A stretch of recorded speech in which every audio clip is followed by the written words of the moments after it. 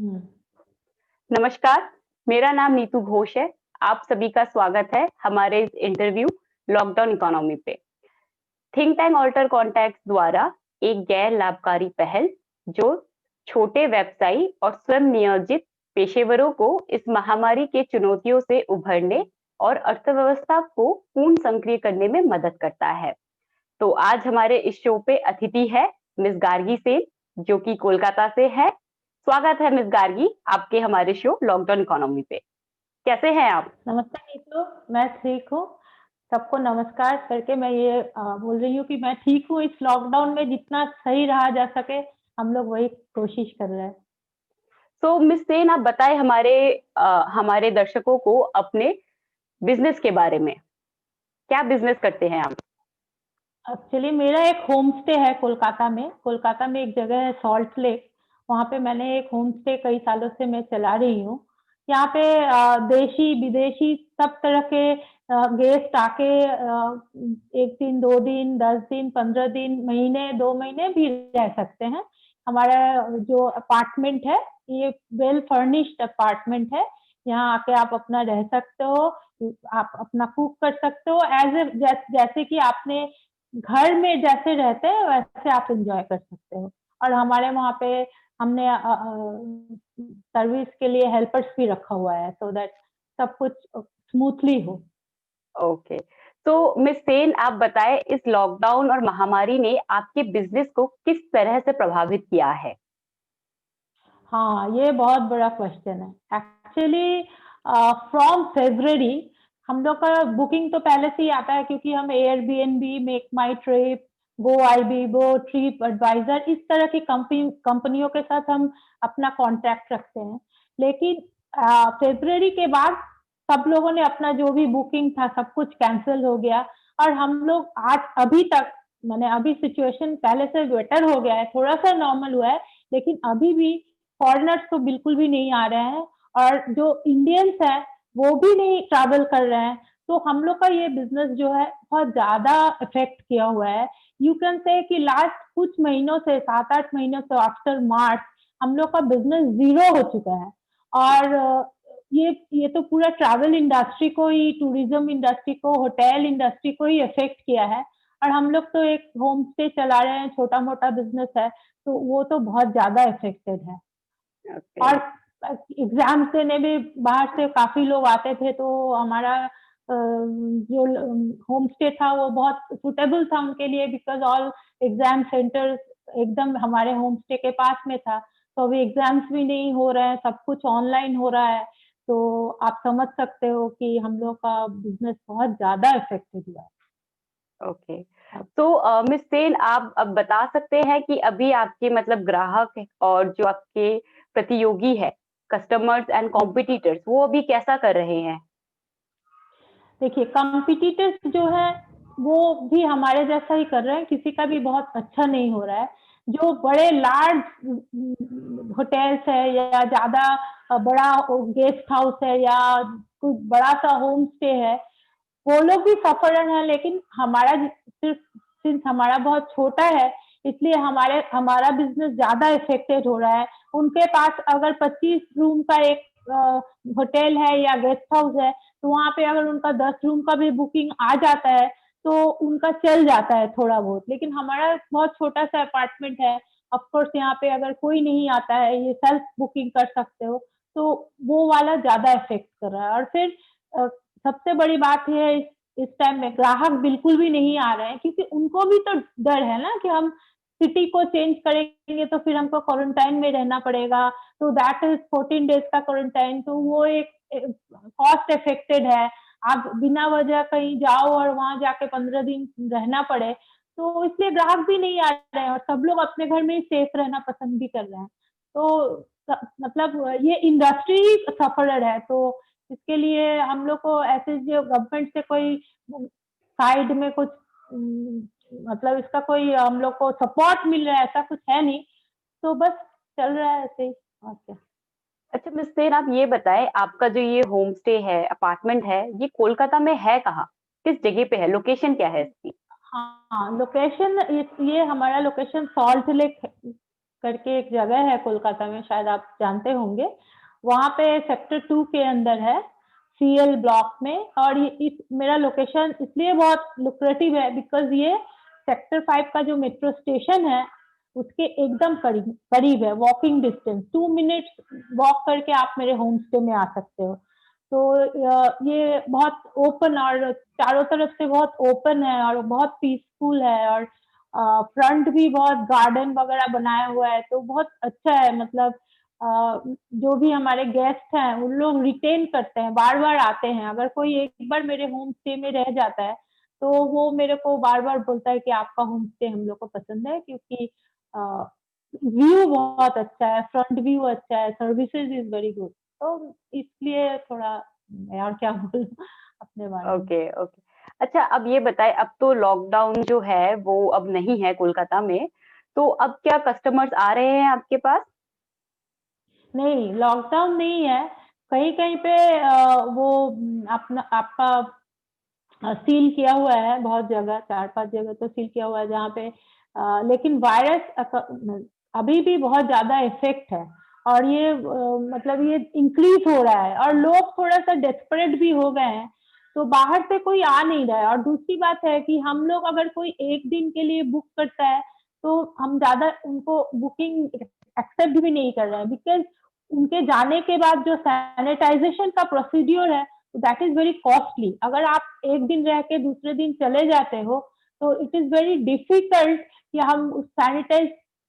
देखो, पहली बात है कि हम अपने कस्टमर को से सैनिटाइजेशन का कोई चार्जेस नहीं मांग सकते, नहीं ले सकते, क्योंकि एक्चुअली बुकिंग नहीं है। उसके ऊपर हम रेट अगर हाई करेंगे तो कोई भी नहीं आएगा, तो हम लोगों ने वैसे ही रेट को स्लैश किया हुआ है, उसके ऊपर इस सैनिटाइजेशन का प्लस जो कॉस्टिंग आ रहा है, तो वो हम लोग के लिए इफेक्टेड नहीं हो रहा है, मतलब ज्यादा खर्च हो जा रहा है। तो इसलिए हम लोग छोटा मोटा बुकिंग, 1-2 दिन वाला बुकिंग हम खुद भी नहीं एक्सेप्ट कर रहे हैं, क्योंकि that is not economy for us. अच्छा, तो अभी आपका बिजनेस मतलब कैसा चल रहा है, अगर आप बताना चाहे थोड़ा? अभी तो कुछ चल नहीं रहा है, लेकिन वी आर होपिंग कि नेक्स्ट ईयर, क्योंकि आप जानते हो वैक्सीन भी आ चुका है, और वैक्सीन आने के वजह से अभी हम लोग होप कर रहे हैं कि 2-3 महीने में कुछ तो वैक्सीनेशन हो ही जाएगा। तो उस समय होपिंग कि मतलब अगर वेदर अप्रैल के बाद से, आप जानते हैं कोलकाता का वेदर थोड़ा चेंज हो जाता है, यहाँ पे बहुत ज्यादा ह्यूमिडिटी बढ़ जाता है, गर्मी बहुत हो जाती है, तो उस समय एक्चुअली उस समय टूरिस्ट नहीं आते हैं, काम के लिए कोई आ जाए, बट टूरिस्ट का जो सीजन था ये अभी था, एक्चुअली अक्टूबर से लेके फरवरी तक। तो वो तो हम लोगों ने पूरा ही उसको मिस कर दिया, बिकॉज यहाँ अब तक तो आज कोई बाहर से आएगा नहीं, क्योंकि रिस्ट्रिक्शन भी बहुत ज्यादा है, आप फॉरनर्स भी नहीं आ सकते हैं। तो बिजनेस तो अभी कुछ भी नहीं चल रहा है, अभी तो हम लोग बिल्कुल नील ही बैठे हुए हैं, बस एक्सपेक्टिंग कि सब कुछ चेंज हो जाए। ये तो यही फिनोमेना है, क्या बोलूं। और अच्छा, अब ये बताएं, लॉकडाउन में आपके पास कोई भी कस्टमर, किसी भी ग्राहक ने आपको कॉल किया या आपसे इंक्वायरी किया, आपसे पूछा होम स्टे के रिगार्डिंग, या करना चाहते हाँ हैं कुछ हाँ, ऐसा? हाँ हाँ, पूछा पूछा, क्योंकि काफी लोग पूछते हैं, विशेषकर जो हमारे एग्जिस्टिंग क्लाइंट्स हैं, वो लोग जानना चाहते हैं कि क्या सिचुएशन है, अभी हम आए कि नहीं आए। तो हम लोग उनको बोलते हैं कि देखिए, अगर आप 2-1 दिन के लिए आना चाहते हो तो हम लोग एक्सेप्ट नहीं कर रहे हैं, लेकिन आप कोई 5-7 दिन के लिए आना चाहते हो तो बिल्कुल आइए, वेलकम, कोई प्रॉब्लम नहीं है, आप 7 दिन रह के जाइए, एंजॉय हियर, हम लोग को कोई प्रॉब्लम नहीं है। तो देखो, चाहता तो सब लोग है कि यहाँ आए, काम की वजह से आए, मैरिज की वजह से आए, लेकिन अभी सिचुएशन ही ऐसा है कि कोई आ नहीं रहा है, और गवर्नमेंट का भी तो बहुत रेस्ट्रिक्शन है ना, एरिया वाइज। यहाँ पे नहीं कर सकते, होटल नहीं चला सकते, तो इस एरिया में ज्यादा इफेक्ट है तो यहाँ पे आप गेस्ट हाउस नहीं कर सकते, those things are also there still now. अच्छा। तो इसलिए थोड़ा सा इफेक्ट है, हम उतने ज्यादा कस्टमर को जैसे कि हम प्रमोशंस करते रहते हैं, या हम कस्टमर को टेक्स्ट भेजते रहते हैं कि अभी हमारा ये प्रमोशन चल रहा है, तो वो सब अभी हम लोग कर भी नहीं पा रहे हैं, because all this pandemic situation हम लोग नहीं कर रहे हैं। अच्छा, मिस सेन, आप ये बताएं, मतलब लॉकडाउन ने आपके बिजनेस को काफी प्रभावित किया है, पता चल रहा है। तो आपने कुछ ऐसा योजना, कुछ ऐसा प्लान किया है अपकमिंग आने वाले महीनों में कि आप ऐसा करेंगे अपने बिजनेस को बढ़ावा देने के लिए? हाँ, प्लान तो किया है, प्लान तो करना पड़ेगा नेक्स्ट ईयर। थोड़ा-सा हमें बजट का भी ध्यान रखना पड़ेगा। और हम थोड़ा-सा लॉन्ग टर्म गेस्ट को ज़्यादा इनवाइट करना चाह रहे हैं। और उसके अलावा भी हम छोटे-छोटे जो गेट टुगेदर्स टाइप का इवेंट्स हैं, उनको भी हम प्रमोट कर रहे हैं, उनको भी हम इनवाइट कर रहे हैं कि आप हमारे होम स्टे के अंदर हमारे जगह पे आप छोटा-छोटा इवेंट, बर्थडे इवेंट, कोई मैरिज का कोई सेरेमनी है उसका इवेंट, या कोई भी छोटा फ्रेंड्स लोगों का गेट टुगेदर इवेंट, वो आप हमारे इधर कर सकते हो।